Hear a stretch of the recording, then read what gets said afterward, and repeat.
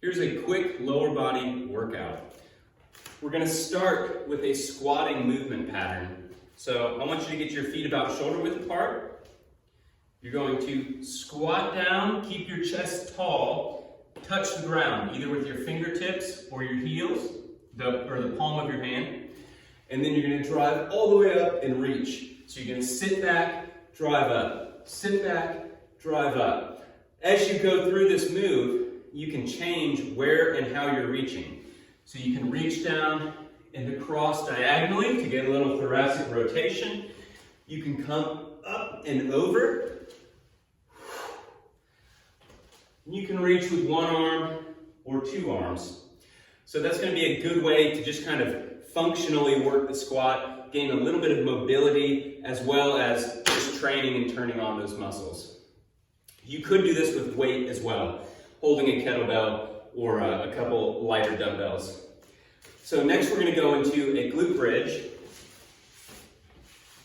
You're going to lay back, bring your heels as close to your body as you can, and then point your toes up to the ceiling so just your heels are on the ground. You're going to stay flat, keep your abs tight, and you're going to drive up until you feel maximal glute contraction. So this is actually, it's a little subtle because it doesn't mean that you're going as high as possible.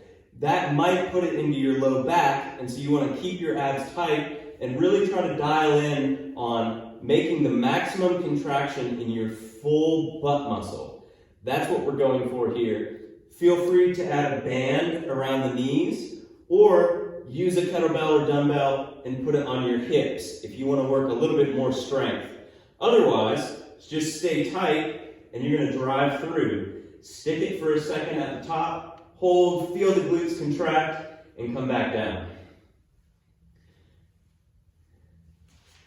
Next, we have a reverse lunge. So we're going to be standing tall, abs tight. I even like to turn my palms out just so that my shoulder blades can squeeze together and I can keep a good, tall, upright posture. I'm going to step back until both knees are about 90 degrees. Slight forward lean at the hip. I'm going to drive through the heels and stand up. This is a great exercise to pay attention to your foot. So when you're coming down, is your foot caving in on the inside, or does it feel like your big toe, little toe, and heel are connecting evenly and supporting you through that full movement? I would just work one side and then switch to the other, but feel free to alternate legs each step if you just want to spice things up a little bit. Okay, we have two more exercises. We're going to go for this week, just a classic plank hold. I'm going specifically for the meat and potatoes of exercises here. It doesn't have to be flashy, especially if we're working out at home. It can just be simple, but tying it into the rest of the workout will make it a challenge. So here, I want your elbows a little bit higher than your shoulders, or a little bit in front of your shoulders.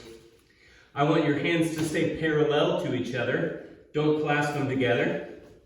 And then you're going to keep your body as flat as a board. Squeeze your butt muscles. Get those low abs tightening below the belly button. And hold.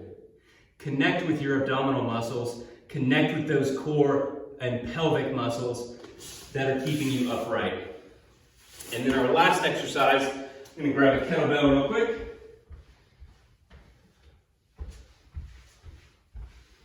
Our last exercise is going to be a deadlift, but it's just as effective and valuable to do this if you don't have weight either. So we're just going to practice our hinging pattern. So with a squat, we're sitting down deep. We have a 90-degree knee bend on top of a deep hip bend.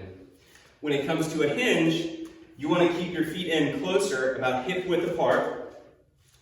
And then you're going to sit back with a heavy hip bend and very little knee bend. The knee bend is really passive here, so you're going to stay tall. Even if you don't feel like using a weight, just practicing that movement and that mechanic is going to be valuable. Push through the heels to stand up. Slide your palms along the front of your leg. Excuse me. And drive through your heels, activating your glutes and hamstrings. Think about a pushing back and sliding back of the hips in order to create that tension and that activation all the way up. If you have the kettlebell, drive up through it. Sitting back, noticing that my knee is only bending to allow me to slide my hips further back. My shoulders stay pulled back and in, tight. My torso is long. It's not bent. So this particular circuit, I would go for 3 rounds of 30 seconds on and then 20 or 30 seconds of rest. If you don't have a timer, I would just do anywhere from probably 15 to 20 reps of each move here. And then just take a couple breaths as you switch to the next one. Awesome.